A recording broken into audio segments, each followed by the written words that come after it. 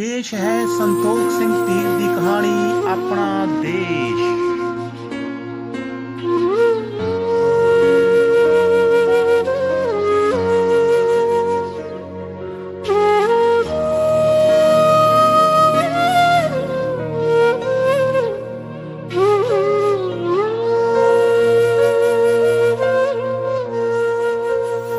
प्यारे विद्यार्थियों, प्यार भरी सत श्री अकाल। ਦੁਆਬਾ ਰੇਡੀਓ ਵੱਲੋਂ ਤੁਹਾਨੂੰ ਕੋਰੋਨਾ ਦੇ ਸਮੇਂ ਦੌਰਾਨ ਸਿੱਖਿਆ ਨਾਲ ਜੋੜੇ ਰੱਖਣ ਲਈ ਕੀਤੇ ਜਾ ਰਹੇ ਉਪਰਾਲੇ ਵਿੱਚ ਮੈਂ ਲੈਫਟੀਨੈਂਟ ਮਨਮੀਤ ਸਿੰਘ, ਪੰਜਾਬੀ ਮਾਸਟਰ, ਸਰਕਾਰੀ ਸੀਨੀਅਰ ਸੈਕੰਡਰੀ ਸਕੂਲ ਭਿੱਖੀਵਿੰਡ, ਜ਼ਿਲ੍ਹਾ ਤਰਨਤਾਰਨ, 12ਵੀਂ ਜਮਾਤ ਲਾਜ਼ਮੀ ਪੰਜਾਬੀ ਦੀਆਂ ਕਹਾਣੀਆਂ ਲੈ ਕੇ ਆ ਰਿਹਾ ਹਾਂ। ਅਸੀਂ ਜਿਹੜੀ ਇੱਕ ਸੀਰੀਜ਼, ਇੱਕ ਲੜੀ ਸ਼ੁਰੂ ਕੀਤੀ ਸੀ ਕਹਾਣੀਆਂ ਦੀ, ਉਹਦੇ ਵਿੱਚ ਹੀ ਅਸੀਂ ਅੱਜ ਅਗਲੀ ਕਹਾਣੀ ਦੇ ਉੱਤੇ ਵਿਚਾਰ ਚਰਚਾ ਕਰਾਂਗੇ ਤੇ ਮੈਂ ਉਸ ਦੇ ਵਿਸ਼ੇ ਉੱਤੇ ਤੁਹਾਨੂੰ ਸਮਝਾਵਾਂਗਾ। ਪਿਆਰੇ ਵਿਦਿਆਰਥੀਓ, ਕਿ ਹਰ ਇਨਸਾਨ ਦੇ ਅੰਦਰ ਬਾਹਰ ਜਾਣ ਦੀ, ਵਿਦੇਸ਼ਾਂ ਵਿੱਚ ਜਾਣ ਦੀ ਜਿਹੜੀ ਹੈ ਬਹੁਤ ਵੱਡੀ ਲਾਲਸਾ ਹੁੰਦੀ ਹੈ। ਇਹ ਕਿਉਂ ਹੁੰਦੀ ਹੈ ਤੇ ਕੀ ਉੱਥੇ ਜਾ ਕੇ ਅਸੀਂ ਆਪਣੇ ਪਿਛਲੀ ਧਰਤੀ ਜਾਂ ਆਪਣੇ ਦੇਸ਼ ਦੀਆਂ ਮੋਹ ਦੀਆਂ ਤੰਦਾਂ ਨੂੰ ਤੋੜ ਸਕਦੇ ਹਾਂ ਜਾਂ ਨਹੀਂ ਟੁੱਟਦੀਆਂ ਉਹ ਸਾਡੇ ਕੋਲੋਂ। ਤੇ ਦੂਸਰਾ, ਕੀ ਸਾਡੇ ਨਾਲ ਜਿਹੜੇ ਬੱਚੇ ਛੋਟੀ ਉਮਰੇ ਉੱਧਰ ਚਲੇ ਜਾਂਦੇ ਨੇ, ਜਿਨ੍ਹਾਂ ਬੱਚਿਆਂ ਨੂੰ ਕੋਈ ਸੰਭਾਲ ਨਹੀਂ ਹੁੰਦੀ, ਕੀ ਉਹਨਾਂ ਦਾ ਪਿਆਰ ਇਸ ਧਰਤੀ ਨਾਲ ਰਹਿੰਦਾ ਹੈ ਜਾਂ ਉਸ ਧਰਤੀ ਨਾਲ ਰਹਿੰਦਾ ਹੈ? ਤਾਂ ਇਹਨਾਂ ਵਿਸ਼ਿਆਂ ਦੇ ਉੱਤੇ ਹੀ ਗੱਲ ਕਰਾਂਗੇ। ਸਰਦਾਰ ਸੰਤੋਖ ਸਿੰਘ ਜੀ ਤੀਰ ਜੀ ਦੀ ਲਿਖੀ ਹੋਈ ਕਹਾਣੀ ਆਪਣਾ ਦੇਸ਼। ਆਪਣੇ ਮਾਤਾ ਪਿਤਾ ਨਾਲ ਦੋਹਾਂ ਹੀ ਭਰਾਵਾਂ ਨੂੰ ਭਾਰਤ ਤੋਂ ਕੈਨੇਡਾ ਗਿਆ 16 ਵਰ੍ਹੇ ਹੋ ਚੁੱਕੇ ਸਨ ਤੇ ਇਹਨਾਂ 16 ਵਰ੍ਹਿਆਂ ਵਿੱਚ ਉਹ ਇੱਕ ਵਾਰ ਵੀ ਆਪਣੇ ਦੇਸ਼ ਭਾਰਤ ਨਹੀਂ ਸਨ ਆਏ ਸੀ। ਇੱਕ ਦੀ ਉਮਰ 1 ਸਾਲ ਦੀ ਸੀ ਤੇ ਦੂਜੇ ਦੀ 2 ਸਾਲ ਦੀ ਜਦ ਉਹ ਇੱਥੋਂ ਗਏ ਸਨ। ਹੁਣ ਉਹ ਭਾਰਤ ਆਏ ਸਨ, ਇਸ ਲਈ ਉਹ ਭਾਰਤ ਨੂੰ ਕੁਝ ਇਉਂ ਦੇਖ ਰਹੇ ਸਨ ਜਿਵੇਂ ਕੋਈ ਵਿਦੇਸ਼ੀ ਜਾਂ ਅਨਪੜ੍ਹ ਦੇਖਦਾ ਹੋਵੇ। ਉਹਨਾਂ ਲਈ ਭਾਰਤ ਆਪਣਾ ਨਹੀਂ, ਕਿਸੇ ਹੋਰ ਦਾ ਦੇਸ਼ ਸੀ। ਉਹਨਾਂ ਦਾ ਦੇਸ਼ ਤੇ ਕੈਨੇਡਾ ਸੀ। ਸਾਨੂੰ ਭਾਵੇਂ ਪੰਜਾਬੀ ਤੇ ਸਿੱਖ ਮਾਤਾ ਪਿਤਾ ਦੇ ਜੰਮੇ ਚਾਹੇ। ਨਿਰੰਜਨ ਸਿੰਘ, ਉਹਨਾਂ ਦਾ ਪਿਤਾ, ਜਾਣ ਬੁੱਝ ਕੇ ਉਹਨਾਂ ਨੂੰ ਹੁਣ ਭਾਰਤ ਲੈ ਕੇ ਆਇਆ ਸੀ, ਇਸ ਲਈ ਕਿ ਉਹ ਵੀ ਆਪਣੇ ਦੇਸ਼ ਭਾਰਤ ਨੂੰ ਦੇਖ ਸਕਣ, ਕਿਉਂਕਿ ਉਹਨਾਂ ਨੇ ਭਾਰਤ ਕਦੀ ਨਹੀਂ ਸੀ ਦੇਖਿਆ ਹੋਇਆ। ਕੀ ਸੂਝ ਸੀ ਉਹਨਾਂ ਨੂੰ ਜਦੋਂ ਇੱਥੋਂ ਗਏ ਸਨ? ਬਸ ਉਹਨਾਂ ਦਾ ਜਨਮ ਹੀ ਇੱਥੇ ਲਿਆ ਹੋਇਆ ਸੀ। ਇਸ ਤੋਂ ਬਿਨਾਂ ਹੋਰ ਕੋਈ ਸਬੰਧ ਉਹਨਾਂ ਦਾ ਇੱਥੇ ਨਹੀਂ ਸੀ। ਵਰਾ 2-2 ਵਰ੍ਹੇ ਦੇ ਬਾਲ ਹੀ ਤਾਂ ਸਨ ਉਹ ਕੁੱਲ। ਕੀ ਲਗਾਓ ਹੋ ਸਕਦਾ ਹੈ ਉਹਨਾਂ ਨੂੰ ਇਸ ਧਰਤੀ ਨਾਲ? ਉਹਨਾਂ ਦਾ ਲਗਾਓ ਤਾਂ ਕੈਨੇਡਾ ਦੀ ਧਰਤੀ ਨਾਲ ਸੀ। ਕੈਨੇਡਾ ਦੇ ਬਿਰਛਾਂ ਬੂਟਿਆਂ ਨਾਲ, ਉੱਥੋਂ ਦੇ ਵਾਤਾਵਰਣ ਦੀ ਉਹਨਾਂ ਨੂੰ ਪੂਰੀ ਸਮਝ ਸੀ। ਕੈਨੇਡਾ ਵਿੱਚ ਘਰ ਵਿੱਚ ਪੰਜਾਬੀ ਬੋਲੀ ਜਾਂਦੀ ਸੀ। ਇਹ ਪੰਜਾਬੀ ਬੋਲ ਉਹਨਾਂ ਦੇ ਕੰਨਾਂ ਵਿੱਚ ਵੀ ਪੈਂਦੇ ਸਨ, ਪਰ ਬੋਲਣ ਵੇਲੇ ਇਹਨਾਂ ਦੇ ਉਚਾਰਨ ਉਹ ਨਹੀਂ ਹੁੰਦੇ ਸਨ ਜੋ ਉਹਨਾਂ ਦੇ ਮਾਤਾ ਪਿਤਾ ਜਾਂ ਦਾਦਾ ਦਾਦੀ ਦੇ ਹੁੰਦੇ ਸਨ। ਉਹਨਾਂ ਦੇ ਪੰਜਾਬੀ ਲਫ਼ਜ਼ ਮੱਲੋ ਮੱਲੀ ਅੰਗਰੇਜ਼ੀ ਲਬੋ ਲਹਿਜ਼ੇ ਦੇ ਹੋ ਜਾਂਦੇ ਸਨ। ਉਹ ਮੇਜ਼ ਨਹੀਂ ਸਨ ਕਹਿ ਸਕਦੇ, ਟੇਬਲ ਆਖ ਸਕਦੇ ਸਨ। ਪੁਸਤਕ ਜਾਂ ਕਿਤਾਬ ਉਹਨਾਂ ਦੀ ਸਮਝ ਤੋਂ ਬਾਹਰ ਦੀ ਗੱਲ ਸੀ। ਕੇਵਲ ਬੁੱਕ ਅੱਖ ਨਾਲ ਹੀ ਉਹਨਾਂ ਨੂੰ ਸਮਝ ਪੈ ਸਕਦੀ ਸੀ। ਬੂਹਾ ਬਾਰੀ ਤਾਂ ਉੱਕਾ ਹੀ ਉਹਨਾਂ ਦੀ ਸਮਝ ਵਿੱਚ ਨਹੀਂ ਸਨ ਆਉਂਦੇ। ਉਹਨਾਂ ਲਈ ਇਹ ਡੋਰ ਤੇ ਵਿੰਡੋ ਹੀ ਹੋ ਸਕਦੇ ਸਨ। ਵਿੰਡੋ ਤੇ ਫਿਰ ਵਿਡੋ ਨਹੀਂ, ਉਹਨਾਂ ਲਈ ਤਾਂ ਇਹ ਵਿੰਡਾ ਸੀ। ਜਿਵੇਂ ਜੈਸ ਨਹੀਂ, ਉਹਨਾਂ ਲਈ ਤਾਂ ਯਾ ਹੀ ਸੀ। ਅੰਗਰੇਜ਼ੀ ਬੜੀ ਸੋਹਣੀ ਤੇ ਸਥਾਨਕ ਬੋਲ ਸਕਦੇ ਸਨ। ਪੰਜਾਬੀ ਨਹੀਂ, ਪੰਜਾਬੀ ਉਹ ਇਉਂ ਬੋਲਦੇ ਸਨ ਜਿਵੇਂ ਕੋਈ ਵਿਦੇਸ਼ੀ ਸਿੱਖ ਸੁੱਖ ਕੇ ਬੋਲਦਾ ਹੁੰਦਾ ਹੈ। ਨਿਰੰਜਨ ਸਿੰਘ ਪੜ੍ਹਿਆ ਲਿਖਿਆ ਸੂਝਵਾਨ ਵਿਅਕਤੀ ਸੀ। BA B.Ed ਪਾਸ ਸੀ। ਇੱਧਰੋਂ ਪੰਜਾਬ ਵਿੱਚ ਅਧਿਆਪਕ ਲੱਗਾ ਹੋਇਆ ਸੀ। ਖੱਬੇ ਪੱਖੀ ਜਾਗਰਤੀ ਵਿਚਾਰਧਾਰਾ ਦਾ ਧਾਰਨੀ ਸੀ। ਹੇਠਲੀ ਮੱਧ ਸ਼੍ਰੇਣੀ ਦੇ ਕਿਸਾਨ ਪਰਿਵਾਰ ਦਾ ਜੰਪਲ ਸੀ। ਮੋਗੇਵਾਲ ਦਾ ਸੀ ਉਹਦਾ ਪਿੰਡ। ਗੁਜ਼ਾਰਾ ਮਾੜਾ ਨਹੀਂ ਸੀ, ਪਰ ਹੋਰ ਵੀ ਚੰਗੇ ਜੀਵਨ ਲਈ ਉਹ ਇੱਥੋਂ ਨੌਕਰੀ ਛੱਡ ਕੇ ਕੈਨੇਡਾ ਚਲਾ ਗਿਆ। ਅੱਜ ਕੱਲ੍ਹ ਉੱਥੇ ਉਹ ਵੈਨਕੂਵਰ ਵਿੱਚ ਰਹਿ ਰਿਹਾ ਸੀ। ਉਹ ਪੂਰਾ ਪੰਜਾਬੀ ਭਾਰਤੀ ਸੀ, ਪਰ ਉਸਦੇ ਆਪਣੇ ਪੁੱਤਰਾਂ ਬਾਰੇ ਚਿੰਤਾ ਜਿਹੀ ਲੱਗੀ ਰਹਿੰਦੀ ਸੀ। ਉਹ ਵੀ ਉਹਦੇ ਵਾਂਗ ਹੀ ਪੰਜਾਬੀ ਭਾਰਤੀ ਹੋਣ। ਇਹ ਸਮੱਸਿਆ ਭਾਵੇਂ ਉਹ ਇਕੱਲੇ ਦੀ ਨਹੀਂ ਸੀ, ਸਾਰੇ ਉਹਨਾਂ ਪੰਜਾਬੀਆਂ ਤੇ ਭਾਰਤੀਆਂ ਦੀ ਸਾਂਝੀ ਹੈ ਜੋ ਉਸ ਵਾਂਗ ਇੱਥੋਂ ਜਾ ਕੇ ਇੰਗਲੈਂਡ, ਅਮਰੀਕਾ, ਕੈਨੇਡਾ ਵਸੇ ਹੋਏ ਹਨ। ਤਾਂ ਵੀ ਜਿਵੇਂ ਉਹਨਾਂ ਨੂੰ ਇਹ ਗੱਲ ਕੁਝ ਬਹੁਤੀ ਹੀ ਮਹਿਸੂਸ ਹੁੰਦੀ ਹੈ, ਕਿਉਂਕਿ ਉਹਨਾਂ ਨੂੰ ਪਤਾ ਸੀ ਕਿ ਆਪਣੀ ਬੋਲੀ ਤੇ ਸੱਭਿਆਚਾਰ ਦੀ ਕੀ ਮਹੱਤਤਾ ਹੁੰਦੀ ਹੈ। ਇਹਨਾਂ ਬਿਨਾਂ ਤਾਂ ਜਿਵੇਂ ਬੰਦਾ ਉੱਕਾ ਕੁਝ ਵੀ ਨਹੀਂ ਹੁੰਦਾ ਜੀ। ਠੀਕ ਹੈ, ਕੈਨੇਡਾ ਵਿੱਚ ਉਹ ਇਹਨਾਂ ਆਪਣੇ ਪੁੱਤਰਾਂ ਨੂੰ ਬਹੁਤ ਕੁਝ ਦੱਸਦਾ ਹੁੰਦਾ ਸੀ ਜੋ ਭਾਰਤ ਤੇ ਪੰਜਾਬ ਬਾਰੇ ਉਹਨਾਂ ਲਈ ਜ਼ਰੂਰੀ ਸੀ। ਰਾਮਾਇਣ, ਮਹਾਭਾਰਤ ਤੇ ਗੁਰੂ ਗ੍ਰੰਥ ਸਾਹਿਬ ਬਾਰੇ ਵੀ ਉਹ ਉਹਨਾਂ ਨੂੰ ਦੱਸਦਾ ਹੁੰਦਾ ਸੀ। ਇੱਥੋਂ ਦੇ ਦਰਿਆਵਾਂ, ਪਹਾੜਾਂ ਆਦਿ ਬਾਰੇ ਵੀ। ਪੰਜਾਬ ਵਿੱਚ ਕਦੇ 5 ਦਰਿਆ ਵਗਦੇ ਹੁੰਦੇ ਸਨ, ਪਰ ਹੁਣ 2 ਹੀ ਰਹਿ ਗਏ ਸਨ। 3 ਦੂਜੇ ਪਾਸੇ ਪਾਕਿਸਤਾਨ ਚਲੇ ਗਏ ਸਨ। ਪਾਕਿਸਤਾਨ ਹਿੰਦੁਸਤਾਨ ਨੂੰ ਕੱਟ ਕੇ ਬਣਾਇਆ ਗਿਆ। ਪਹਿਲਾਂ ਪਾਕਿਸਤਾਨ ਸਾਰਾ ਇੰਡੀਆ ਹੀ ਹੁੰਦਾ ਸੀ। ਪਾਕਿਸਤਾਨ ਤਾਂ ਕੁੱਲ ਬਣਿਆ 1947 ਵਿੱਚ ਸ੍ਰੀ ਗੁਰੂ ਗ੍ਰੰਥ ਸਾਹਿਬ ਜੀ ਦੇ ਉਹਨਾਂ ਵੈਨਕੂਵਰ ਗੁਰਦੁਆਰੇ 'ਚ ਬਹੁਤ ਵਾਰ ਦਰਸ਼ਨ ਕੀਤੇ ਸਨ। ਰੇਸ਼ਮੀ ਰੁਮਾਲਿਆਂ ਤੇ ਬੜੀ ਹੀ ਸੁੰਦਰ ਪਾਲਕੀ ਵਿੱਚ ਸੰਡੇ ਨੂੰ ਉਹ ਡੈਡ ਨਾਲ ਬਹੁਤ ਵਾਰ ਵੈਨਕੂਵਰ ਗੁਰਦੁਆਰੇ ਗਏ ਸਨ। ਇਹ ਵੀ ਦੱਸਿਆ ਹੋਇਆ ਸੀ ਕਿ ਆਪਾਂ ਸਿੱਖ ਧਰਮ ਨਾਲ ਸੰਬੰਧ ਰੱਖਣ ਵਾਲੇ ਹਾਂ ਤੇ ਆਪਣੇ 10 ਗੁਰੂ ਹੋਏ ਹਨ। ਸਭ ਤੋਂ ਪਹਿਲੇ ਗੁਰੂ ਨਾਨਕ ਦੇਵ ਜੀ ਹੋਏ ਹਨ। ਉਹਨਾਂ ਨੇ 10 ਗੁਰੂਆਂ ਦੀਆਂ ਤਸਵੀਰਾਂ ਵੀ ਦੇਖੀਆਂ ਹੋਈਆਂ ਸਨ। ਗੁਰੂ ਹਰਕ੍ਰਿਸ਼ਨ ਜੀ ਦੀ ਤਸਵੀਰ ਦੇਖ ਕੇ ਇੱਕ ਨੇ ਕਿਹਾ, ਡੈਡ, ਇਹ ਚਾਈਲਡ ਵੀ ਗੁਰੂ ਸੀ? ਹਾਂ, ਇਹ ਵੀ ਗੁਰੂ ਸਨ। ਚਾਈਲਡ ਨਾ ਕਹੋ, ਬਾਬਾ ਜੀ ਕਹੋ, ਗੁਰੂ ਮਹਾਰਾਜ ਕਹੋ, ਇਹ ਆਪਣੇ 8ਵੇਂ ਗੁਰੂ ਹਨ। ਨਮਸਕਾਰ ਕਰੋ ਬੇਟਾ, ਨਮਸਕਾਰ ਕਰੋ। ਉਹਨੇ ਆਪ ਹੱਥ ਜੋੜ ਕੇ ਨਮਸਕਾਰ ਕਰਕੇ ਕਿਹਾ, ਇਉਂ ਕਰੋ ਨਮਸਕਾਰ। ਉਹਨਾਂ ਦੋਹਾਂ ਨੇ ਹੱਥ ਜੋੜ ਕੇ ਉਵੇਂ ਹੀ ਨਮਸਕਾਰ ਕੀਤਾ, ਪਰ ਓਪਰਿਆਂ ਜਿਹਾ ਵਾਂਗ, ਕਿਉਂਕਿ ਉਸ ਵਾਂਗ ਤਾਂ ਉਹਨਾਂ ਨੂੰ ਕਰਨਾ ਹੀ ਨਹੀਂ ਆਉਂਦਾ ਸੀ। ਰਾਮਾਇਣ ਅਤੇ ਮਹਾਭਾਰਤ ਦੇ ਭਾਰਤ ਵਿੱਚ ਟੀਵੀ ਸੀਰੀਅਲ ਬਣ ਚੁੱਕੇ ਹਨ। ਇਹਨਾਂ ਦੀਆਂ ਕੈਸਟਾਂ ਕੈਨੇਡਾ ਵੀ ਪਹੁੰਚ ਚੁੱਕੀਆਂ ਸਨ। ਉਹਨਾਂ ਨੇ ਇਹ ਵੀ ਵੀਸੀਆਰ ਰਾਹੀਂ ਇਹ ਕੈਸਟਾਂ ਟੀਵੀ ਉੱਤੇ ਉਹਨਾਂ ਨੂੰ ਦਿਖਾਈਆਂ ਸਨ, ਪਰ ਉਹਨਾਂ ਨੂੰ ਕੁਝ ਬਹੁਤੀ ਸਮਝ ਨਹੀਂ ਸੀ ਆਈ, ਕਿਉਂਕਿ ਭਾਰਤ ਦੇ ਬੱਚਿਆਂ ਵਾਂਗ ਇਹ ਉਹਨਾਂ ਦੇ ਆਪਣੇ ਜੀਵਨ ਵਿੱਚ ਰਚੀਆਂ ਮਿਚੀਆਂ ਨਹੀਂ ਸਨ। ਭਾਰਤ ਦੇ ਬੱਚਿਆਂ ਦੇ ਤਾਂ ਇਹ ਖੂਨ ਵਿੱਚ ਰਚੀਆਂ ਹੁੰਦੀਆਂ ਨੇ। ਰਾਮਾਇਣ ਵਿੱਚ ਹਨੂਮਾਨ ਤੇ ਉਸ ਦੀ ਬਾਨਰ ਸੈਨਾ ਉਹਨਾਂ ਨੂੰ ਬੜੀ ਅਦਭੁਤ ਜੀ ਲੱਗੀ ਸੀ। ਉਹਨਾਂ ਵਿੱਚੋਂ ਹਨੂਮਾਨ ਨੂੰ ਦੇਖ ਕੇ ਇੱਕ ਨੇ ਕਿਹਾ, ਡੈਡ, ਇੰਡੀਆ ਵਿੱਚ ਪੁੱਛਾਂ ਵਾਲੇ ਲੋਕ ਵੀ ਹੁੰਦੇ ਨੇ? ਨਹੀਂ, ਉਸਨੇ ਹੱਸ ਕੇ ਕਿਹਾ। ਫਿਰ ਇੱਥੋਂ ਕਿੱਥੋਂ ਆ ਗਏ? ਇਹ ਗੱਲ ਕੁਝ ਹੋਰ ਹੈ। ਇਹ ਘੜੀ ਹੋਈ ਕਹਾਣੀ ਹੈ, ਇਹ ਹੂਬਹੂ ਸੱਚ ਨਹੀਂ। ਫਿਰ ਇਹ ਘੜੀ ਕਿਉਂ ਗਈ ਹੈ ਝੂਠ? ਇਹ ਪ੍ਰਾਚੀਨ ਕਹਾਣੀ ਹੈ। ਇਹ ਇਸੇ ਤਰ੍ਹਾਂ ਹੀ ਹੁੰਦੀ ਹੈ, ਘੜੀ ਹੋਈ ਮਨੋਕਾਲਪਨਿਕ। ਇਸ ਨੂੰ ਮਿਥਿਹਾਸ ਕਹਿੰਦੇ ਨੇ, ਅੰਗਰੇਜ਼ੀ ਵਿੱਚ ਮਿਥੋਲੋਜੀ। ਇਹ ਹਰ ਕੌਮ ਦੀ ਹੁੰਦੀ ਹੈ, ਮਿਸਰ ਦੀ, ਯੂਨਾਨ ਦੀ, ਚੀਨ ਦੀ। ਇਹ ਆਪਣੀ ਵੀ ਹੈ, ਇਹ ਆਪਣੇ ਭਾਰਤ ਦੀ ਰੂਹ ਹੈ। ਅੱਛਾ, ਇਹ ਰੂਹ ਹੈ। ਉਹ ਹੱਸ ਪਏ। ਨਿਰੰਜਨ ਸਿੰਘ ਨੇ ਸੋਚਿਆ ਕਿ ਇਹ ਬੱਚੇ ਇੱਥੇ ਹੀ ਜਵਾਨ ਹੁੰਦੇ ਜਾ ਰਹੇ ਹਨ। ਹੋਰ ਵਰੇ ਲੰਘ ਗਏ ਤਾਂ ਹੋਰ ਵੱਡੇ ਹੋ ਜਾਣਗੇ ਤੇ ਫਿਰ ਤਾਂ ਇਹ ਉੱਕਾ ਹੀ ਭਾਰਤ ਨੂੰ ਜਾਣ ਹੀ ਨਹੀਂ ਸਕਣਗੇ, ਆਪਣੀ ਮਾਤਰ ਭੂਮੀ ਨੂੰ। ਉਹਨਾਂ ਨੂੰ ਹੁਣ ਭਾਰਤ ਨੂੰ ਪੰਜਾਬ ਲੈ ਕੇ ਜਾਣਾ ਚਾਹੀਦਾ ਹੈ। ਦਿੱਲੀ ਦੇਖਣ, ਮੋਗਾ ਦੇਖਣ, ਤਾਜ ਦੇਖਣ, ਪਿੰਡ ਦੇਖਣ, ਅੰਮ੍ਰਿਤਸਰ ਦਰਬਾਰ ਸਾਹਿਬ ਤਾਂ ਆਵਾਸੀ ਦੇਖਣਾ ਚਾਹੀਦਾ ਹੈ, ਜ਼ਿਲ੍ਹਿਆਂਵਾਲਾ ਬਾਗ ਵੀ। ਇਹਨਾਂ ਨੂੰ ਤਾਂ ਜ਼ਿਲ੍ਹਿਆਂਵਾਲੇ ਬਾਗ ਦਾ ਉੱਕਾ ਹੀ ਪਤਾ ਨਹੀਂ। ਅਤੇ ਉਹ ਉਹਨਾਂ ਨੂੰ ਦਸੰਬਰ ਦੇ ਅੱਧ ਵਿਚਕਾਰ ਜਿਵੇਂ ਸੰਡੇ ਲੈ ਕੇ ਆ ਹੀ ਗਿਆ। ਹੁਣ ਉਹਨਾਂ ਨੇ ਇੱਧਰ ਉੱਧਰ ਪੰਜਾਬ ਤੇ ਹੋਰ ਥਾਈਂ ਸੈਰ ਕਰਾਉਂਦਾ ਫਿਰ ਰਿਹਾ ਸੀ। ਉਸਦੇ ਆਪਣੇ ਪਿੰਡ ਵਿੱਚ ਹੀ ਕਿਸੇ ਕੋਲ ਇੱਕ ਵੈਨ ਸੀ ਜੋ ਆਪ ਡਰਾਈਵ ਕਰਕੇ ਇਸ ਨੂੰ ਟੈਕਸੀ ਵਜੋਂ ਲਾਉਂਦਾ ਸੀ। ਉਹਨੇ ਸਾਰੇ ਸਮੇਂ ਲਈ ਉਹੀ ਆਪਣੇ ਪਿੰਡ ਵਧੀ ਵੈਨ ਕਿਰਾਏ ਤੇ ਲੈ ਲਈ ਸੀ। ਪੈਸੇ ਦੀ ਫਿਕਰ ਨਹੀਂ ਸੀ, ਕਾਫੀ ਖੁੱਲਾ ਖਰਚ ਕਰ ਸਕਣ ਦੀ ਪਰੋਖੋ ਸੀ। ਇਹ ਸਾਲਮ ਕੀਤਾ ਵੈਨ ਸਸਤੀ ਵੀ ਸੀ, ਸੁਖਦਾਈ ਵੀ, ਜਿਵੇਂ ਆਪਣੀ ਗੱਡੀ ਹੋਵੇ। 5 ਸਨ ਉਹ ਵੈਨ ਵਿੱਚ, 3 ਆਪ ਹੀ ਸਨ, 2 ਮੁੰਡੇ ਤੇ ਇੱਕੋ ਆਪ। ਇੱਕ ਉਸਦਾ ਦੋਸਤ ਸੀ ਜੋ ਉਸਦੇ ਨਾਲ ਲੈ ਲਿਆ ਸੀ। 5ਵਾਂ ਡਰਾਈਵਰ ਸੀ। ਇਸ ਸਮੇਂ ਉਹ ਆਗਰਾ ਤੋਂ ਦਿੱਲੀ ਵੱਲ ਆ ਰਹੇ ਸਨ। ਅੱਜ ਰਾਤ ਦਿੱਲੀ ਹੀ ਇੱਕ ਦੋਸਤ ਕੋਲ ਰਹਿਣਾ ਸੀ ਜੋ ਪਾਰਲੀਮੈਂਟ ਦਾ ਮੈਂਬਰ ਸੀ। ਜਨਵਰੀ ਦਾ ਪਹਿਲਾ ਹਫ਼ਤਾ ਅੰਤ ਨੂੰ ਛੂ ਰਿਹਾ ਸੀ। ਇਸ ਸਮੇਂ ਸ਼ਾਮ ਰਾਤ ਦੀਆਂ ਜੂਹਾਂ ਵੱਲ ਵੱਧ ਰਹੀ ਸੀ। ਅਚਾਨਕ ਉਹਨਾਂ ਸੋਚਿਆ ਕਿ ਅਜੇ ਉਂਝ ਹੀ ਜਾ ਵੱਜਣਾ ਦੀ ਥਾਂ ਪਾਰਲੀਮੈਂਟ ਦੇ ਮੈਂਬਰ ਦੇ ਘਰ ਫੋਨ ਕਰ ਲੈਣਾ ਚਾਹੀਦਾ ਹੈ। ਘਰ ਹੋਵੇ ਤਾਂ ਠੀਕ ਹੈ, ਨਹੀਂ ਤਾਂ ਕਿਤੇ ਹੋਰ ਰਹਿਣ ਦਾ ਇੰਤਜ਼ਾਮ ਕੀਤਾ ਜਾਵੇ। ਉਹੀਓ ਗੱਲ ਹੋਈ।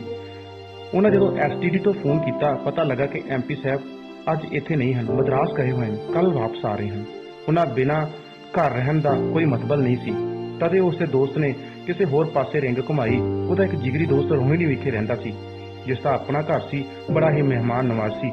ਉਸ ਨੂੰ ਉਸ ਦੋਸਤ ਘਰ ਹੀ ਮਿਲ ਗਿਆ। ਕਿਹਾ ਗਿਆ ਕਿ 5 ਜਾਣੇ ਉਸ ਕੋਲ ਆ ਰਹੇ ਹਨ, ਉਸ ਕੋਲ ਹੀ ਰਹਾਂਗੇ। ਵੈਨ ਉੱਤੇ ਆ ਰਹੇ ਹਨ। 5 ਬਾਰੇ ਵੀ ਸਾਰਾ ਵਿਸਤਾਰ ਦੱਸ ਦਿੱਤਾ ਗਿਆ ਕਿ 3 ਕੈਨੇਡਾ ਵਾਲੇ ਹਨ ਤੇ ਇੱਕ ਡਰਾਈਵਰ, ਇੱਕ ਉਹ ਆਪ ਹੈ। ਘੰਟੇ ਸਵਾ ਘੰਟੇ ਵਿੱਚ ਉਹ ਉਸ ਕੋਲ ਜਾ ਪਹੁੰਚੇ। ਇੱਕ ਹੋਰ ਦੋਸਤ ਵੀ ਪੰਜਾਬ ਤੋਂ ਆਇਆ ਹੋਇਆ ਸੀ, ਜੋ ਸ਼ਾਮੀ 5 ਵਜੇ ਹੀ ਉਹਨਾਂ ਕੋਲ ਪੁੱਜ ਚੁੱਕਾ ਸੀ। ਚਲੋ ਠੀਕ ਹੋ ਗਿਆ। ਮੇਜ਼ਬਾਨ ਖੁਸ਼ ਸੀ, ਮਹਿਫਲ ਜੀ ਬਣ ਗਈ।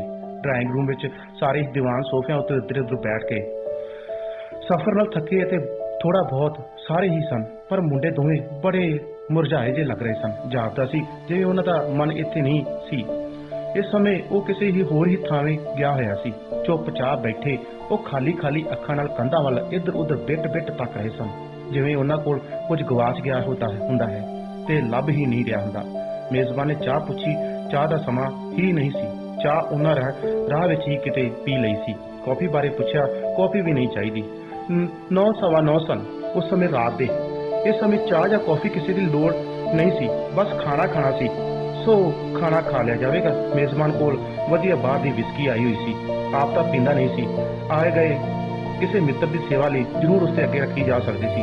ਪਿੱਛੋਂ ਮੇਜ਼ ਉੱਤੇ ਕੱਚ ਦੇ ਗਲਾਸ, ਵਿਸਕੀ ਦੀ ਸੁਨਹਿਰੀ ਬੋਤਲ ਰੱਖੀ ਗਈ। ਆਂਡੇ ਬਣ ਕੇ ਆ ਗਏ, ਸਲਾਦ ਦੀ ਪਲੇਟ, ਸੇਬ ਵੀ ਆ ਗਏ। ਕਿਚਨ ਵਿੱਚ ਅੰਦਰ ਖਾਣਾ ਤਿਆਰ ਹੋਣ ਲੱਗ ਪਿਆ ਸੀ। ਮੁੰਡੇ ਇੰਡੀਆ ਆਏ ਸਨ। ਇੰਡੀਆ ਦੀ ਦਾਲ ਸਬਜ਼ੀ, ਇੰਡੀਆ ਦੀ ਮਿੱਠੀ ਡਿਸ਼, ਇੰਡੀਆ ਦੇ ਫਲ ਫਰੂਟ। ਪਰ ਇਹ ਜਾਣ ਕੇ ਹੈਰਾਨੀ ਹੋਈ ਕਿ ਮੁੰਡੇ ਕਿਸੇ ਚੀਜ਼ ਨੂੰ ਮੂੰਹ ਹੀ ਨਹੀਂ ਲਾ ਰਹੇ ਸਨ। ਠੀਕ ਹੈ, ਸਿਆਲ ਸੀ, ਤਰੇ ਦੇ ਦਿਨ ਨਹੀਂ ਸਨ, ਤਾਂ ਵੀ ਸਭ ਨੂੰ ਆਉਂਦਿਆਂ ਹੀ ਕੱਚ ਦੇ ਗਲਾਸਾਂ ਵਿੱਚ ਪਾਣੀ ਦਿੱਤਾ ਗਿਆ। ਸਭ ਨੇ ਥੋੜਾ ਥੋੜਾ ਪਾਣੀ ਤਾਂ ਪੀ ਲਿਆ, ਪਰ ਉਹਨਾਂ ਦੋਹਾਂ ਮੁੰਡਿਆਂ ਨੇ ਪਾਣੀ ਨਹੀਂ ਪੀਤਾ। ਕਿਹਾ ਗਿਆ ਕਿ ਇਹ ਇੱਥੋਂ ਦਾ ਪਾਣੀ ਪੀਂਦੇ ਹੀ ਨਹੀਂ, ਬਿਮਾਰ ਹੋਣ ਤੋਂ ਡਰਦੇ ਹਨ। ਮੇਜ਼ਬਾਨ ਨੇ ਆਖਿਆ ਕਿ ਹੁਣੇ ਸੋਡਾ ਆ ਜਾਂਦਾ ਹੈ, ਕੋਕੋ ਕੋਲਾ ਆ ਜਾਂਦਾ ਹੈ, ਥਮਸ ਅਪ ਆ ਜਾਂਦਾ ਹੈ, ਪਰ ਕਿਹਾ ਗਿਆ ਨਹੀਂ, ਇਹਨਾਂ ਨੂੰ ਤੇ ਉਹਨਾਂ ਦੀ ਲੋੜ ਨਹੀਂ, ਇਹਨਾਂ ਨੇ ਇਹ ਨਹੀਂ ਪੀਣਾ। ਬੜੀ ਅਜੀਬ ਗੱਲ ਸੀ। ਆਖਰ ਇਹ ਪੀਂਦੇ ਕੀ ਸੀ ਫਿਰ? ਕਾਕਾ, ਤੁਸੀਂ ਫਿਰ ਕੁਝ ਹੋਰ ਹੀ ਪੀ ਲਓ, ਮੇਜ਼ਬਾਨ ਨੇ ਆਖਿਆ। ਪਰ ਉਹ ਕੁਝ ਵੀ ਬੋਲੇ ਨਹੀਂ। ਦੂਜੀ ਵਾਰ ਫਿਰ ਵੀ ਉਹ ਬੋਲੇ ਨਹੀਂ। ਬਸ ਉਹਨਾਂ ਚਿਰ ਥੋੜਾ ਜਿਹਾ ਨਾਹ ਵਿੱਚ ਸਿਰ ਹਿਲਾਇਆ। ਉਹਨਾਂ ਨੂੰ ਕਾਕਾ ਲਫ਼ਜ਼ ਵੀ ਸਮਝ ਹੀ ਨਹੀਂ ਆ ਸਕੀ। ਸ਼ਾਇਦ ਅਜਿਹੇ ਲਫ਼ਜ਼ ਉਹਨਾਂ ਦੇ ਕੰਨੀ ਪਏ ਹੀ ਨਹੀਂ ਸਨ ਕਦੇ।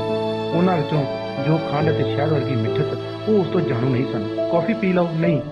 ਉਹਨਾਂ ਉਵੇਂ ਹੀ ਨਾ ਕਹਿਣ ਲਈ ਸਿਰ ਹਿਲਾਇਆ। ਇੰਨਾ ਚੰਗਾ ਚਾਹ ਤੇ ਕੌਫੀ ਉਹਨਾਂ ਨੂੰ ਸਮਝ ਆ ਰਹੇ ਸਨ। ਖੈਰ, ਕੌਫੀ ਤਾਂ ਸਮਝ ਆ ਸਕਣਾ ਉਹਨਾਂ ਲਈ ਮੁਸ਼ਕਲ ਨਹੀਂ ਸੀ, ਅੰਗਰੇਜ਼ੀ ਲਫ਼ਜ਼ ਹੀ ਹੈ। ਤਾਂ ਵੀ ਉਹ ਖਾਣਗੇ ਕੀ? ਆਖਰ ਕੁਝ ਤਾਂ ਖਾਣਗੇ। ਤਦੇ ਦੱਸਿਆ ਗਿਆ ਕਿ ਉਹ ਆਂਡਿਆਂ ਦੇ ਇੱਕ ਇੱਕ ਸੈਂਡਵਿਚ ਲੈ ਲੈਣਗੇ, ਥੋੜਾ ਸੇਬ ਖਾ ਲੈਣਗੇ, ਪਾਣੀ ਨਹੀਂ ਪੀਣਗੇ। ਕੀ ਪੀਣਗੇ? ਕੁਝ ਵੀ ਨਹੀਂ। ਬੜੀ ਅਜੀਬ ਗੱਲ ਸੀ ਇਹ। ਮੁੰਡੇ ਸਨ ਕਿ ਇੱਕ ਪਹੇਲੀ। ਆਖਰ ਕੁਝ ਤਾਂ ਪੀਣਗੇ। ਇਹਨਾਂ ਨੂੰ ਇੱਥੋਂ ਬੈਠਣ ਵਿੱਚ ਵੀ ਕੋਈ ਦਿਲਚਸਪੀ ਨਹੀਂ ਸੀ। ਉਹ ਜਿਵੇਂ ਬੱਧੇ ਰੁੱਧੇ ਜੇ ਉੱਥੇ ਸਭ ਵਿੱਚ ਬੈਠੇ ਸਨ। ਆਪਣੇ ਆਪ ਵਿੱਚ ਪੂਰੀ ਤਰ੍ਹਾਂ ਅੱਕ ਥੱਕ ਚੁੱਕੇ ਸਨ। ਉਹਨਾਂ ਦੀਆਂ ਉਨੀਂਦਰੀਆਂ ਤੇ ਥੱਕੀਆਂ ਅੱਖਾਂ ਵਿੱਚ ਲਾਲ ਡੋਰੇ ਦਿਸ ਰਹੇ ਸਨ। ਉਹ ਬਾਸੀਆਂ ਵੀ ਘੜੀ ਮੁੜੀ ਲੈ ਰਹੇ ਸਨ। ਵਿਸਕੀ ਉਹ ਪੀਂਦੇ ਨਹੀਂ ਸਨ। ਟੀਨੇਜਰ ਹੋਣ ਕਰਕੇ ਉਹਨਾਂ ਨੂੰ ਅਜੇ ਇਸ ਪਾਸੇ ਲਾਇਆ ਹੀ ਨਹੀਂ ਗਿਆ ਸੀ। ਬੀਅਰ ਵੀ ਪੀਣੀ ਉਹਨਾਂ ਨੇ। ਉਹਨਾਂ ਨੂੰ ਉਂਝ ਵੀ ਹੁਣ ਬੀਅਰ ਦਿੱਲੀ ਦੇ ਨੇੜੇ ਮਿਲਣੀ ਹੀ ਨਹੀਂ ਸੀ, ਕਿਤੇ ਵਰਜਿਤ ਏਰੀਆ ਹੋਣ ਕਰਕੇ। ਖੈਰ, ਜੇ ਮਿਲ ਵੀ ਜਾਂਦੀ, ਉਹਨਾਂ ਪੀਣੀ ਹੀ ਨਹੀਂ ਸੀ। ਇਹ ਇੰਡੀਆ ਦੀ ਬੀਅਰ ਸੀ ਨਾ। ਉਹਨਾਂ ਨੂੰ ਤਾਂ ਕੈਨੇਡਾ ਦਾ ਹੀ ਖਾਣਾ ਪੀਣਾ ਮੁਆਫਿਕ ਸੀ। ਸਾਹ ਜ਼ਰੂਰ ਇੱਥੋਂ ਦੀਆਂ ਹਵਾਵਾਂ ਵਿੱਚ ਲੈ ਰਹੇ ਸਨ। ਇਸ ਲਈ ਮਜਬੂਰੀ ਸੀ ਉਹਨਾਂ ਦੀ। ਬਸ ਚੱਲਦਾ, ਸ਼ਾਇਦ ਉਹ ਇੱਥੇ ਸਾਹ ਵੀ ਨਾ ਲੈਣ ਤੋਂ ਬਚਦੇ। ਉਹਨਾਂ ਦੀ ਉਕਸਾਹਟ ਦੇਖ ਮੇਜ਼ਬਾਨ ਨੇ ਆਖਿਆ ਕਿ ਇਹਨਾਂ ਨੂੰ ਉੱਤੇ ਕਮਰੇ ਵਿੱਚ ਪਹੁੰਚਾਇਆ ਜਾਣਾ ਚਾਹੀਦਾ ਹੈ। ਬੈੱਡ ਲੱਗੇ ਹੋਏ ਸਨ ਉੱਪਰ। ਇਹ ਉੱਪਰ ਰੈਸਟ ਕਰਨ, ਇਹਨਾਂ ਨੂੰ ਸੈਂਡਵਿਚ ਵਿੱਚ ਆਦ ਉੱਥੇ ਹੀ ਪੁੱਜ ਜਾਣਗੀਆਂ। ਇੱਥੇ ਬੋਰ ਹੋ ਰਹੇ ਨੇ। ਇਵੇਂ ਹੀ ਕੀਤਾ ਗਿਆ। ਮੇਜ਼ਬਾਨ ਨੇ ਆਖਿਆ ਕਿ ਕਾਕਾ, ਪਾਣੀ ਵੀ ਪੀ ਲਵੋ। ਸਾਡੇ ਫਿਲਟਰ ਪਾਣੀ ਹੈ, ਫਿਲਟਰ ਲੱਗਾ ਹੋਇਆ ਹੈ ਸਾਡੇ। ਫਿਲਟਰ ਪਾਣੀ ਆਖਣ ਤੇ ਉਹਨਾਂ ਨੇ ਪਾਣੀ ਪੀ ਲਿਆ, ਰੱਜ ਕੇ ਪੀ ਲਿਆ। ਨਹੀਂ ਤਾਂ ਉਹ ਉਵੇਂ ਹੀ ਬਿਨਾਂ ਪਾਣੀ ਗੁਜ਼ਰ ਕਰਨੀ ਸੀ। ਸੈਂਡਵਿਚ ਵੀ ਆਂਡਿਆਂ ਵਾਲੇ ਉਹਨਾਂ ਨੇ 2-2 3-3 ਖਾਧੇ। ਮੁੰਡੇ ਕਲੀਨ ਸ਼ੇਵਨ ਸਨ। ਦੋਹਾਂ ਨੇ ਹੀ ਜੀਨਾਂ ਤੇ ਜਰਸੀਆਂ ਪਹਿਨੀਆਂ ਹੋਈਆਂ ਸਨ। ਰੰਗ ਗੋਰਾ ਨਹੀਂ ਸੀ। ਕਣਕ ਵੰਨੇ ਭਾਰਤੀ ਸਨ, ਪਰ ਉਂਝ ਉਹ ਭਾਰਤੀ ਨਹੀਂ ਸਨ, ਕੈਨੇਡੀਅਨ ਅੰਗਰੇਜ਼ ਸਨ। ਕਲੀਨ ਸ਼ੇਵਨ ਬਾਪ ਵੀ ਸੀ, ਪਰ ਉਹ ਵਿੱਚੋਂ ਪੂਰਾ ਭਾਰਤੀ ਪੰਜਾਬੀ ਸੀ। ਉਸ ਨੂੰ ਆਪਣੇ ਭਾਰਤ ਨਾਲ ਤੇ ਪੰਜਾਬ ਨਾਲ ਪਿਆਰ ਸੀ। ਸ਼ਾਇਦ ਉਹਨਾਂ ਦੇ ਉੱਤੇ ਜਾਣ ਪਿੱਛੋਂ ਉਹ ਸਾਰੇ ਵਿਸਕੀ ਪੀਂਦੇ ਤੇ ਦੇਰ ਤੱਕ ਗੱਲਾਂ ਕਰਦੇ ਰਹੇ। ਉਹਨਾਂ ਨੇ ਉਹਨਾਂ ਦੇ ਬਾਪ ਨੂੰ ਪੁੱਛਿਆ ਕਿਹੋ ਜਿਹਾ ਲੱਗਾ ਫਿਰ ਇਹਨਾਂ ਨੂੰ ਆਪਣਾ ਦੇਸ਼ ਇੰਡੀਆ। ਬਸ ਕਹਿੰਦੇ ਠੀਕ ਹੈ, ਟ੍ਰੈਫਿਕ ਕਹਿੰਦੇ ਬਹੁਤ ਹੈ, ਢੰਗ ਤਰੀਕਾ ਨਹੀਂ, ਕਦੇ ਗੱਡਾ ਆ ਜਾਂਦਾ ਹੈ ਮੋਰੇ, ਕਦੇ ਮੱਝ ਆ ਜਾਂਦੀ ਹੈ ਅੱਗੇ, ਕੱਚੀ ਥਾਂ ਬਹੁਤੀ ਹੈ, ਸੜਕਾਂ ਚੰਗੀਆਂ ਨਹੀਂ ਹਨ, ਲੋਕੀ ਉੱਚੀ ਬੋਲਦੇ ਹਨ। ਤਾਜ ਮਹਿਲ ਦੇਖਿਆ? ਹਾਂ ਦਿਖਾਇਆ ਹੈ। ਕੀ ਕਹਿੰਦੇ ਨੇ ਦੇਖ ਕੇ? ਕਹਿੰਦੇ ਹਨ ਚੰਗਾ ਹੈ। ਬਸ ਕੇਵਲ ਚੰਗਾ ਹੀ? ਬਸ ਇੰਨਾ ਹੀ ਕਿਹਾ ਇਹਨਾਂ ਨੇ। ਦਰਬਾਰ ਸਾਹਿਬ ਅੰਮ੍ਰਿਤਸਰ, ਹਾਂ ਉਹ ਵੀ ਦੇਖਿਆ। ਉਸ ਬਾਰੇ ਕੀ ਕਹਿੰਦੇ ਸਨ? ਬਸ ਇਹੋ ਠੀਕ ਹੈ, ਬੋਲਦੇ ਹੀ ਥੋੜਾ ਹਨ। ਯਾਰ ਇਹ ਤਾਂ ਆਪਣੇ ਦੇਸ਼ ਭਾਰਤ ਦੇ ਅਜੂਬੇ ਹਨ, ਇੱਕ ਚੰਨ ਤੇ ਦੂਜਾ ਸੂਰਜ। ਅਸਲ ਵਿੱਚ ਉਹਨਾਂ ਨੂੰ ਮਹੱਤਤਾ ਦਾ ਪਤਾ ਹੀ ਨਹੀਂ ਹੈ। ਕਹਿੰਦੇ ਨਾਈਸ ਬਿਲਡਿੰਗਾਂ ਹਨ। ਉਸੇ ਥੋੜਾ ਹੱਸ ਕੇ ਕਿਹਾ। ਬਾਕੀ ਵੀ ਮੁਸਕਰਾ ਪਏ। ਕੁਝ ਇਤਿਹਾਸ ਦੱਸ ਦੇਣਾ ਸੀ, ਫੋਲੋ ਹੀ ਨਹੀਂ ਤਾਂ ਕਰਦੇ। ਇੰਨੇ ਜੋਗੇ ਇਹ ਕਿੱਥੇ ਹਨ? ਅਸਲ ਵਿੱਚ ਮੈਂ ਇਸ ਗੱਲੋਂ ਬਹੁਤ ਪਰੇਸ਼ਾਨ ਹਾਂ। ਮੈਂ ਚਾਹੁੰਦਾ ਹਾਂ ਕਿ ਉਹ ਆਪਣੀ ਮਾਤਰ ਭੂਮੀ ਨਾਲ ਜੁੜਨ, ਆਪਣੇ ਆਪ ਨੂੰ ਜੜ ਨੂੰ ਜਾਣਨ। ਪਰ ਜਦੋਂ ਅਸੀਂ ਆਏ ਸਾਂ ਸਵੇਰੇ ਵੇਲੇ ਦਿੱਲੀ ਏਅਰਪੋਰਟ ਤੇ ਪੁੱਜਾ, ਜਹਾਜ਼ ਲੈਂਡ ਕਰ ਲਗਾ, ਮੇਰੇ ਮੂੰਹੋਂ ਆਪਣੇ ਆਪ ਹੀ ਆ ਗਈ ਮੇਰੀ ਮਾਤਰ ਭੂਮੀ ਨਮਸਕਾਰ ਦੇ ਲਫ਼ਜ਼ ਨਿਕਲ ਰਹੇ ਸਨ। ਇਹ ਦੋਵੇਂ ਚੁੱਪ ਸਨ। ਜਹਾਜ਼ ਵਿੱਚ ਲੱਥੇ ਤਾਂ ਮੈਂ ਧਰਤੀ ਤੇ ਹੱਥ ਲਾ ਕੇ ਮੱਥਾ ਨਾਲ ਛੁਹਾਇਆ ਤੇ ਨਮਸਕਾਰ ਆਖਿਆ, ਪਰ ਇਹ ਚੁੱਪਚਾਪ ਫੀਲਿੰਗ ਕੋਈ ਨਹੀਂ ਸੀ। ਸਗੋਂ ਇਉਂ ਦੇਖਣ ਜਿਵੇਂ ਮੈਂ ਆਪਣੇ ਪੱਥਰ ਯੁੱਗ ਦਾ ਪਛੜਿਆ ਹੋਇਆ ਇਨਸਾਨ ਹੋਵਾਂ। ਅਸਲ ਵਿੱਚ ਨਰਿੰਦਰ ਸਿੰਘ ਜੀ, ਮੇਜ਼ਬਾਨ ਨੇ ਆਖਿਆ, ਇਹ ਇੱਥੇ ਇਸ ਸਟੇਜ ਤੇ ਫੈਮਿਲੀਅਰ ਨਹੀਂ ਹਨ, ਨਾ ਹੀ ਹੋ ਸਕਦੇ ਹਨ। ਇਹਨਾਂ ਦਾ ਦੇਸ਼ ਇਹ ਨਹੀਂ ਹੈ, ਇਹਨਾਂ ਦਾ ਦੇਸ਼ ਤਾਂ ਕੈਨੇਡਾ ਹੈ। ਇੱਥੇ ਕੇਵਲ ਜੰਮੇ ਹਨ। ਜੰਮੇ ਕਿਤੇ ਕੋਈ ਕਿਤੇ ਵੀ ਹੋ ਸਕਦਾ ਹੈ। ਬਚਪਨ ਕਿਤੇ ਵੀ ਬੀਤਿਆ, ਕਿਸ ਮਾਹੌਲ ਵਿੱਚ ਬੀਤਿਆ, ਉਸ ਮਾਹੌਲ ਨਾਲ ਹੀ ਤਾਂ ਕਿਸੇ ਦਾ ਮੋਹ ਪਿਆਰ ਹੋ ਸਕਦਾ ਹੈ। ਸੋ ਇਸ ਵਿੱਚ ਪਰੇਸ਼ਾਨ ਹੋਣ ਦੀ ਕੋਈ ਗੱਲ ਨਹੀਂ। ਤੁਸੀਂ ਪਰੇਸ਼ਾਨ ਨਾ ਹੋਵੋ। ਪਰੇਸ਼ਾਨ ਤਾਂ ਹੋਣਾ ਤੁਹਾਨੂੰ ਉੱਕਾ ਹੀ ਨਹੀਂ ਚਾਹੀਦਾ। ਇਹ ਮੁੰਡੇ ਭਾਰਤੀ ਨਹੀਂ ਹਨ, ਨਾ ਇਹ ਪੰਜਾਬੀ ਹਨ। ਇਹ ਵਿੱਚ ਵਿਚਾਲੇ ਗਏ ਹਨ। ਇਹਨਾਂ ਦੇ ਪੁੱਤਰ ਧੀਆਂ ਹੋਰ ਵੀ ਉੱਪਰੇ ਹੋ ਜਾਣੇ ਨੇ।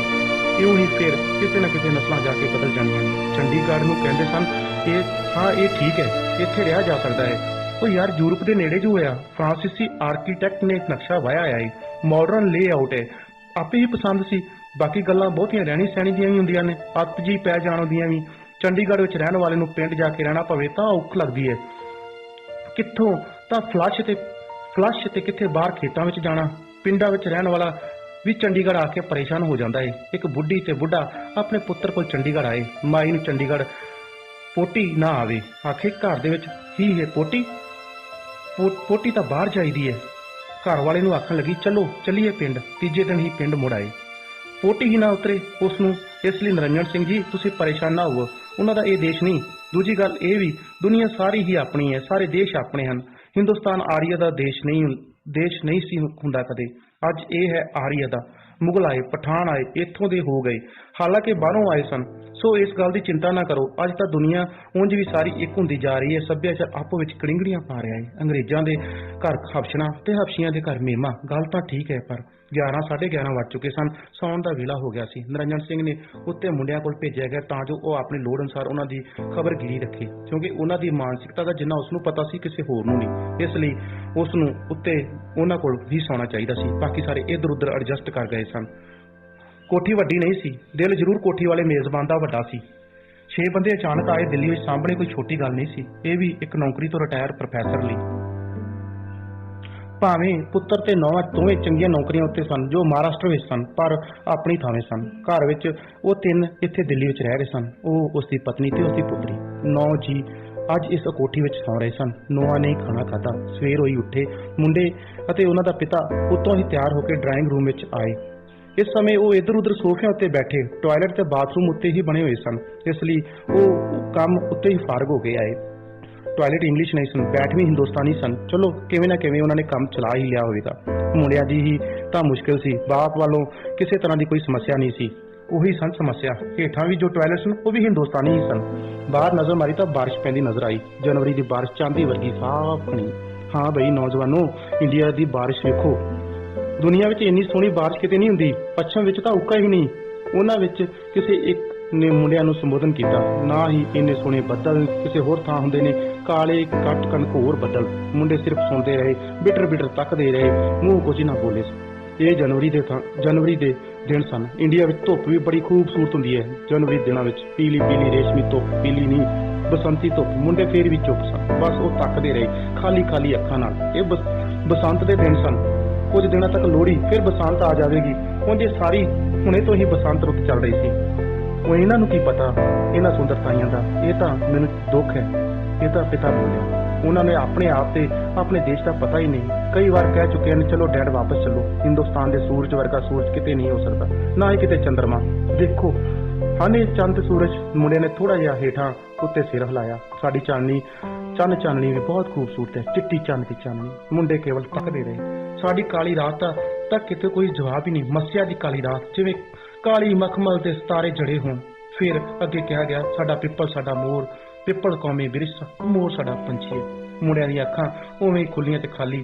ਸੱਚ ਇਹਨਾਂ ਦੇ ਨਾਂ ਕੀ ਹਨ? ਨਾਂ ਤਾਂ ਇਹਨਾਂ ਦੇ ਪੁੱਛੇ ਹੀ ਨਹੀਂ। ਕਿਉਂ ਬਈ ਨੌਜਵਾਨੋ, ਕੀ ਨਾਂ ਹੈ ਤੁਹਾਡੇ? ਇੱਕ ਦਾ ਨਾਂ ਸੀ ਹਰਿੰਦਰ ਸਿੰਘ ਤੇ ਦੂਜੇ ਦਾ ਗੁਰਿੰਦਰ ਸਿੰਘ। ਉਹਨਾਂ ਦਾ ਬਾਪ ਬੋਲਿਆ ਕੈਨੇਡਾ ਵਿੱਚ ਆਪਣੇ ਆਪ ਨੂੰ ਇਹ ਹੈਰੀ ਕਹਾਉਂਦਾ ਤੇ ਦੂਜਾ ਗੈਰੀ। ਚਲੋ ਬਹੁਤ ਠੀਕ ਹੈ, ਬਹੁਤ ਸੁੰਦਰ ਨਾਂ ਨੇ। ਮੁੰਡੇ ਕੁਝ ਨਹੀਂ ਬੋਲੇ। ਬਈ 20, 22, 25 ਦਿਨ ਉਹ ਇੱਥੇ ਰਹਿ ਕੇ ਰਹੇ ਹੋਣਗੇ। ਆਖਰ ਉਹਨਾਂ ਦੇ ਵਾਪਸ ਜਾਣ ਦੀਆਂ ਸੀਟਾਂ ਬੁੱਕ ਕਰਵਾਈਆਂ ਗਈਆਂ। ਸੀਟਾਂ ਬੁੱਕ ਹੋਣ ਨਾਲ ਹੀ ਜਿਵੇਂ ਉਹਨਾਂ ਦੀਆਂ ਅੱਖਾਂ ਵਿੱਚ ਚਮਕ ਜਿਹੀ ਆ ਗਈ। ਜਿਸ ਦਿਨ ਉਹ ਜਹਾਜ਼ ਉੱਡਿਆ ਉਹਨਾਂ ਦੇ ਪਿਤਾ ਦੀਆਂ ਅੱਖਾਂ ਵਿੱਚ ਹੰਝੂ ਛਲਕ ਰਹੇ ਸਨ, ਪਰ ਉਹਨਾਂ ਦੋਵਾਂ ਦੀਆਂ ਅੱਖਾਂ ਵਿੱਚ ਚੰਨ ਸੂਰਜ ਦੀਆਂ ਕਿਰਨਾਂ ਤੇ ਸਿਤਾਰੇ ਚਮਕ ਰਹੇ ਸਨ, ਕਿਉਂਕਿ ਉਹ ਹੁਣ ਆਪਣੇ ਦੇਸ਼ ਵੱਲ ਉੱਡਦੇ ਜਾ ਰਹੇ ਸਨ। ਪਿਆਰੇ ਵਿਦਿਆਰਥੀਓ, ਇਹ ਉਹਨਾਂ ਲੋਕਾਂ ਦੀ ਤਰਾਸਦੀ ਬਾਰੇ ਲਿਖੀ ਗਈ ਕਹਾਣੀ ਸੀਗੀ ਜਿਹੜੇ ਲੋਕ ਆਪਣੇ ਜੀਵਨ ਪੱਧਰ ਨੂੰ ਉੱਚਾ ਕਰਨ ਵਾਸਤੇ ਵਿਦੇਸ਼ਾਂ ਦੀਆਂ ਧਰਤੀਆਂ ਤੇ ਚਲੇ ਜਾਂਦੇ ਨੇ। ਸਰਦਾਰ ਸੰਤੋਖ ਸਿੰਘ ਧੀਰ ਨੇ ਬੜੇ ਸੋਹਣੇ ਤਰੀਕੇ ਨਾਲ ਬਿਆਨਿਆ ਹੈ। ਤੇ ਪਿਆਰੇ ਵਿਦਿਆਰਥੀਓ, ਇਸ ਕਹਾਣੀ ਦਾ ਸਾਰ ਜਿਹੜਾ ਹੈ ਤੁਸੀਂ 500 ਸ਼ਬਦਾਂ ਦੇ ਵਿੱਚ ਇਹਨੂੰ ਲਿਖਣਾ ਹੈ, ਜਿਸ ਤਰ੍ਹਾਂ ਕਹਾਣੀ ਨੂੰ ਸੁਣਿਆ ਹੈ ਉਸੇ ਵਿੱਚੋਂ ਹੀ। ਔਰ ਇਸ ਕਹਾਣੀ ਦਾ ਅਭਿਆਸ ਜ਼ਰੂਰ ਕਰਿਓ ਜੇ। ਆਪਣੇ ਘਰਾਂ ਵਿੱਚ ਰਹੋ ਤੇ ਸੁਰੱਖਿਅਤ ਰਹੋ। ਫਿਰ ਤੋਂ ਪਿਆਰ ਭਰੀ ਸਤਿ ਸ੍ਰੀ ਅਕਾਲ।